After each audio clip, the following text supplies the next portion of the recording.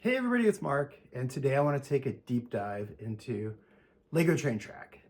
I got a lot of questions about this all the time. Hey Mark, how do you do your train tracks? How do you get everything set up? I'm going to show you because it is a unique situation, especially when you're building a Lego city, especially if you want to get it so it looks, pretty good, it kind of fits in and stuff. And then luckily these days, there's lots and lots of options and there's lots of things that you can do. So let's take a look. Lego train track. Here we have the new horseshoe curve on my layout. And this to me is beautiful. I knew from the moment I built a Lego city that I wanted to have trains. And I knew that I just think it adds so much to the city. I've always loved trains as a kid, and I just knew I had to have it. And over the years, I've experimented with single track, double track.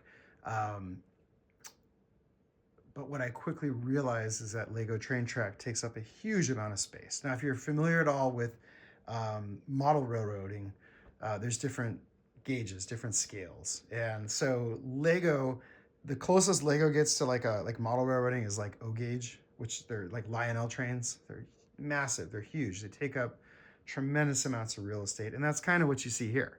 You can see as you pan out to the whole city just how much the track eats up layout space. And I've talked in the past a lot about keeping your hiding your track, to maximize layout space. Now, these curves are gorgeous and beautiful, but as you can see, they eat up a huge amount of room. So you can read plenty of my past videos to learn how I hide it with platforms. You can do all kinds of things to maximize, but still have trains. You maximize your space, but still be able to run them. But this again is an example of what I think is just absolutely gorgeous track work, and it just is it just is an eye-popping thing to see, especially when the trains are rolling, which hopefully they'll be rolling soon in the city. I just have to get the tunnel built over here first. Um, which also is a nice segue because you can see over here. So Lego track is unfortunately very limiting in what's available. You have your straight pieces, standard straight Lego track. This is actually 2 sections. This is what it looks like. You can buy this. It comes in a pack. You have your standard Lego curves, which I have right here. You'll get way more of these than you'll ever use in a lifetime versus the straight tracks. These are gold. These are, a dime a dozen. You're gonna have way more than you'll ever need. And so, when you start off, like when I started, I just kind of plopped the track down on the base plate. Well, what I quickly realized is, yeah, straight track fits awesome on a base plate. Curved track, not so much because the studs don't line up. So I started thinking, oh my gosh, well, what am I gonna do? One easy solution is to just float the curve on top of the base plate. So you can tack down the straightaway, and then when it gets to the curve actually just kind of floats, and it actually, will be pushed up just a little bit, not too much, and it's not terrible. That's certainly one way to do it, and that's how I did it when I first started. It was effective, it worked, but it wasn't the neatest looking thing, and the fact that it wasn't tacked down really drove me crazy. So I started looking at alternatives, and I found a fantastic resource. It's lgauge.org, l-gauge.org. The fine folks over there have basically created a standard that they use for, and it's a standard that you'll see model train layouts at shows, conventions, clubs, things like that. It's the standard they all use so that all the track lines up and everyone's kind of doing the same thing. It's a fantastic standard. Now, I will warn you, it's a little parts intensive, but I found some shortcuts to that as well. But basically what that does is it gets everything so that it's all tacked down. So you're going to have to buy lots of dark bluish gray uh, and whatever color ties you want. I like the reddish brown. Some people like the more modern concrete look, so you can use light bluish gray. I've seen black, all different colors, and they all look good. And then you can go on that website and you can actually find patterns for the different size track. Now, the other thing you're going to notice is with these curved tracks right here. So this is a standard radius Lego curved track. Goes right there. That's great. This track, if I line this up right here, doesn't quite line up. This is not real Lego track. I know, surprise, surprise, right? If Lego made different radius curves, I'd be all over it, but they don't. So fortunately, there are some fantastic vendors out there, third party, that sell Lego track in different radii. Oh, I said that right. I was worried I was going to say radiuses, but that's not right. Radii for your train track. You can get all different radiuses. So this is just the next natural outside radius to keep that natural curve. Now you can use, if you're a Lego purist, you can use these standard curves and you can have them bend out. But what'll happen is they'll actually kind of bow out further. And so you'll lose this continuous spacing in the middle. I've seen lots of layouts like that. It's fine, you can do it. And there's actually ballasting techniques that you can find that will actually keep this, for the ballast for the outbound curve that bends out more using standard Lego track. However, again, if you want it to look really cool, this is a really fantastic option. Now you're gonna say next, Mark, what about the switches? How do those work? So, happen to have a switch right here. And this is actually a Lego switch, which is actually ballasted using the L gauge standard. And you can see that right here. So it's actually 1.5 base plates to get the full switch to fit.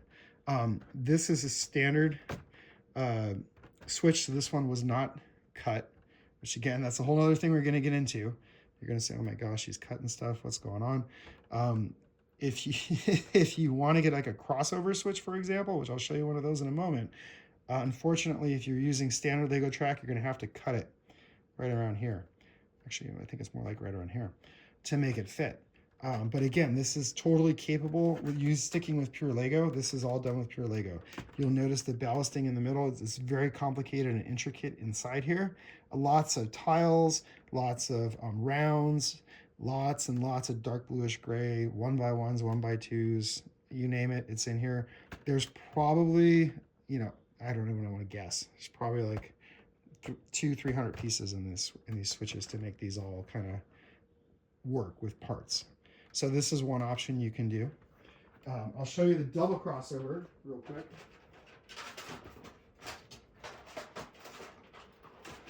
This is or not a double crossover, but this is a crossover switch. So if you want to run two tracks parallel using Lego track, it can be done. The cut, you can actually see it. It's right here in the middle. My cut is not very clean, but at least you can get an idea. Again, it's the same idea. This is pure Lego track. It's totally possible to do things like this, but you just have to get a little creative. Now, what if you don't want to get creative? I say, Mark, I don't want to cut my track. Mark, I want this look here. I like these nice radii, these outbound curves that much smoother. It looks better. That's what I want. Again, there's lots of third parties out there that sell custom Lego track. And if you're lucky, you'll find some that sell ballast plates. So this, again, your standard Lego curve, got holes in it. Looks like train track, right? This stuff right here has a plate that actually pops out. And you can see it's 3D printed. And this actually pops right in here. Makes it nice and neat. That's what this is. This is all that. There is a way to do it with Lego. You can actually use Lego brick and you can actually do ballasting. I've done it before. This is a sample on a straightaway like example. This is kind of just a skeleton. You get an idea though for what the parts that you're using. Here's another one that's more complete.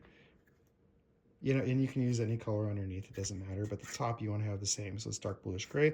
And then of course your ties would go on top of that, which I can show you. So this is like a track element right here. That's all ready to go. This is ready to go on top of the base plate. And so I'll show you again, or show you for the first time really, how does the base plate go? So this is what the base plate looks like underneath. So this is for a straightaway. This is the pattern that you're gonna do for straightaways. The curves are much more intricate and complicated, but for a straightaway, you're gonna have this base plate right here. You're gonna have your pre-made ballasted track, whether it's with Lego brick or pre-made, this 3D printed pre-made ballast plates. For straightaways, this is not a lot of brick. The curves is where it starts eating into lots and lots of brick to get this to be smooth. I can show you, I have a transition piece here all ready to go as an example. So this is a ballasted curve using Lego brick. and you can see all the pieces that are involved to make that work. It's a lot. Each piece it's a lot. So it's up to you how you want to do that, but once you have your ballasted piece, it simply just pops right onto the plate that's already prepared, and boom, we just made a straight track. This is also modular at this point if you follow the standard. So this is 16 wide, you can do it in 32 wide base plates, so everything fits. It makes it super easy. It's really up to you how you want to do it and what you want to do. And there you have it. It's as simple or as complex as you want. I think it's a matter of, well, time and money, of course. What look you're looking for, how particular you are with using Lego versus using third party, how particular you are with the way it looks. And again, there's no right or wrong way to do it. It's a lot of trial and error. I started from the very simple, just Lego track, threw it down, had it float. I bought some giant 2x4 reddish brown tiles because the Lego track is 2 tiles wide, slapped that down. I thought it looked fine. It was cool. I enjoyed it, at the time. But then I kind of quickly said, maybe there's something better. Maybe there's a better way to do this. And, quick look on the internet, found some resources, saw what other people were doing. I was like, oh, I want that. And then trying to find that happy medium between, having, thousands and thousands of pieces to properly ballast versus getting pre-made stuff that makes life a whole lot easier and a whole lot more economical. Save parts for other projects, So there's definitely a middle ground, and there's a sweet spot that I think each and every one of us will find as we go through this whole process of building. So if you have any questions, let me know in the comments. I hope you enjoyed this. It was a little more different from our usual type of updates, but again, pretty useful, I think, because I get this question all the time. So let me know. I'll be back soon. As always, I appreciate you all. Thanks so much for watching. Take care. Bye.